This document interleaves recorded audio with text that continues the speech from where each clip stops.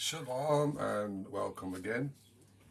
In last week's message, we left the story with Cain and Abel, and of course, we know that Cain murdered Abel.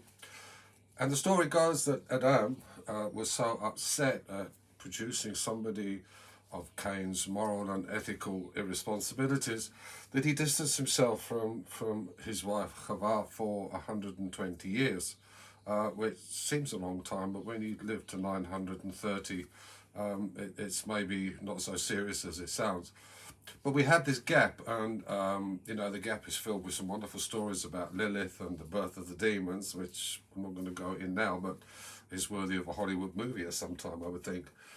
And so in that gap, we are left with Cain, who, he famously says, oh, well, when asked, what have you done? Well, am I my brother's keeper? Seems to have lost all sort of ethical responsibility whatsoever. And he is told that he's going to be fined for the 6 generations, that he'll have a mark upon him so nobody will try and kill him. But they're banished to the wilderness, to the land of Nod. And he marries, and we don't know the name of his wife, but he has children. And we know that that doesn't end up well, because after the 130 years, obviously, Adam gets back with Chava, and they have Seth, who is the forerunner of the Semitic peoples, and we can trace that 10 generations down the line until we get to Noah. And we have obviously the wonderful story that everybody knows about the flood, which perhaps we'll talk about next time. And all the badness and evil from Cain is wiped out in the flood, and Noah and 7 of his family get off the ark at the end of the day and really start again. But let's have a look at that intermediate time before we get on to stories about Noah. And we are left with Cain and his unnamed wife, and they have children. And you might think it was all bad, but no, there's some good in this. We have the beginning of people who live in tents and tend cattle, so I guess it's some sort of nomadic farming community. Musicians, the first people to play the flute and the harp. We also had the beginning of people that worked in copper and iron or whatever was around then. So that's the beginning of the metal workers. So we do see that that not everything was bad. There's some positive things, except obviously metal workers will eventually not make implements and tools, but weapons, which is not such a great thing. But it's a bit like our lives today, and I hear not only at work, but amongst many people, that there's that big R word again, responsibility, that people tend to bring that upbringing for their failings in this life. And I understand, and I've heard some horrific stories of physical and mental abuse, and it's really hard to deal with. It can affect your self-esteem and therefore your mental health, and have an effect as you move through teenage time to adult life. So I'm not saying that that is not bad or trying to belittle that in any way. It is, but it can be, as we learned last time, through our intellect overcoming our emotional state, we can actually move into a better place. It might take some time. And I think the biggest thing is that, particularly amongst us guys, that we don't like to admit that we have these issues, particularly mental health issues or something that's lacking from us. And so we don't go and talk about it, and we don't seek help. And I've found that these things cannot be so successfully treated on their own. You need somebody to talk to, you need somebody with a sympathetic ear to share your stories with, and get the help that you need. And we can overcome our Yetzer Hara. They intend to do evil. We can replace it by doing good things. And we can move away from this sort of generational family problems that we have, that we blame everything on. So let's have a look at the story of Cain and see what happens there. We know that Cain had a Lamech, who was his grandson, and not the same Lamech that was Noah's father. And Lamech was an interesting character. It tells us that he was blind. He had this injury that blinded him, but he was a hunter. Which I find quite scary, actually. I mean, I know at work we've got people with quite some severe physical disabilities, And I hadn't been there long, and I saw a sign at the back where the woodworking shop is that said, "Don't enter today, rifle range." And I thought, yo, that's a bit scary. Um, but they're not blind, but this wall. But actually, it's quite safe. I mean, since then I've seen them in action, and there's some targets there where the middle's shot completely out. They're really great. Yeah, we've had a few funnies. We've shot a few holes in the curtain and taken the fire alarm button out one day.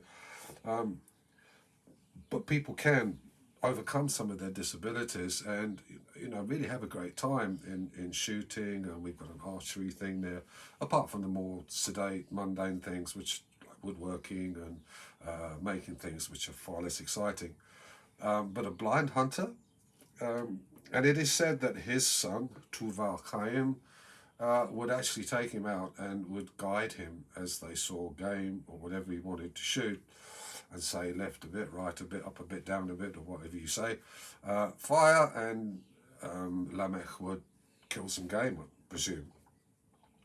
And it had been 6 generations, and remember that this promise to Cain would that God would have this mark upon him, that he wouldn't be able to be killed within their generations. But it looks like his days were up, because one day in the field, Tuval Cain saw what looked like a stag or maybe a wild boar in the undergrowth, and said to his dad, "There's something over there." So he gave him directions with his bow and arrow and said, "Look, shoot a bit up, a bit down a bit, shoot now."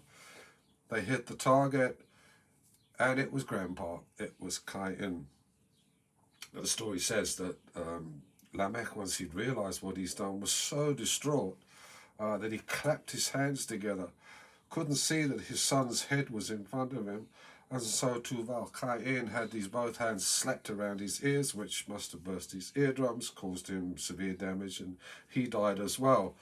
And so this whole Cain generation down that stream was wiped out in one hunting incident. And you might think this is really bad, and where's this story going? Where's the positive? Well, Tuval Cain had a sister called Naamah, and she's mentioned, and if she appears actually in the Torah, you know that it's not by any accident that we're actually meant to have a look in more depth and see who was this Naamah. And this is not mentioned in the Torah, but the sages have put together a midrashic story that Naamah actually married Noah many generations later. And so we see that from out of the badness and the rather, it may have been a proper end of Cain. He'd murdered Abel, so he wasn't going to escape for that forever. But out of all this negativity and this generational problems that went down through the ages, the goodness can come out of that. That Naamah, now what did she do?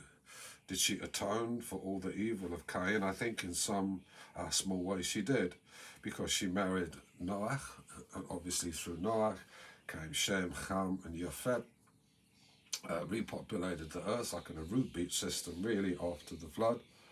And although those weren't exactly great, Ham and Yafet was okay, but through Shem, that we know that all the Semitic races, and we can go another 10 generations down the line and we get Abraham, and the beginnings of the thoughts of the Jewish people.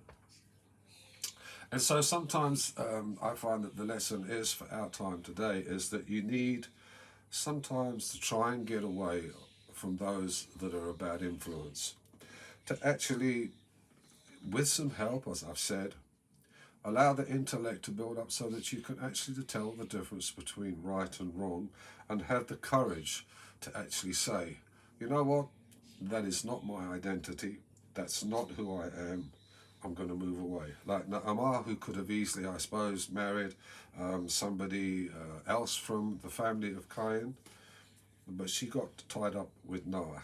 Now, Noah was described as a righteous man in his generation. We know that he wasn't perfect from the stories of his vineyard experience after the flood had landed back on earth.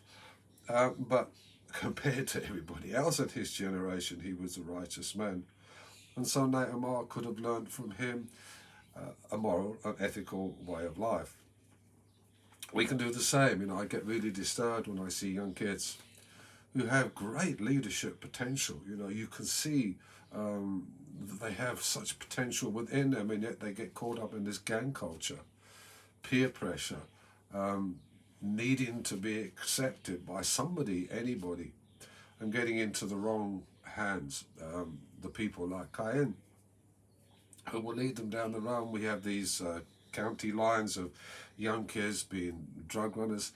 Now, do they really want to do that, or are they just under peer pressure, or probably sometimes under threat that to be part of a gang is to be part of something which is acceptable, you feel accepted, you think it's good for your self-esteem, but in actual fact, you probably know that it isn't. Now, if we can change our identity from somebody who merely follows the crowd for somebody who can't stand up for their own beliefs, and we can learn some moral and responsibility, then we can have the strength. And as I said before, you know, sometimes we need to help them do that.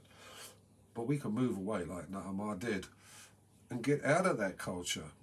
Don't have be afraid, have the courage to step out of it. And like Nehemiah did, find your own Nach. Find a different crowd that has morals and ethics. Believe me, they're not boring, and they can lead you on an adventure which is far better than being in that gang culture or mixing with people that have no social skills, because they're just going to lead you astray and it won't end well.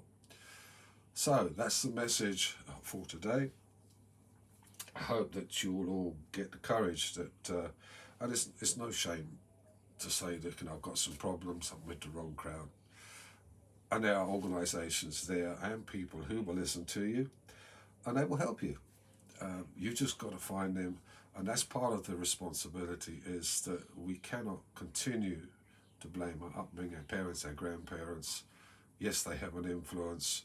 Our friends, the cultures that we're wrapped up in, we can't keep blaming them either. There is a time when we need to take personal responsibility. Next time we'll probably move on and have a look at Noach in more detail and the flood, and see what lessons there are to be learned from that. Until then, shalom.